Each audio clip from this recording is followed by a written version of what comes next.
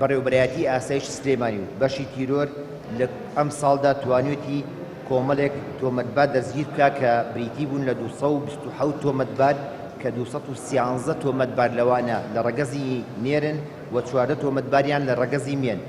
لەم ژمارەیە توانیمانە 200 کەسیان کوردی شاری سلێمانی بوون ڕوبڕووی دادگا بکەینەوە و ئەو 27 کەسەی تریان کەماون لە ڕەگەزە جیاجیاکان بوون و سەرجەم ئەم تیرۆریستانە یا سەرجەم ئەم تۆمەتبارانە بە فەرمانی بەڕێز دادوەری لێکۆڕینەوەی سلێمانی ڕوبڕووی یاساکراوەتەوە. هەرچی سەبارەت بە مادە هۆشبەرەکانە کۆی دەستگیرکراوەکان بەپێی مادەکانی بەرەنگاربوونەوەی مادە هۆشبەرەکان و کارتێکە ئەقلەکان بریتین لە 408 کەس کە پێک هاتوون لە 80 بازرگان بەداخەوە 328 بەکارهێنەریش.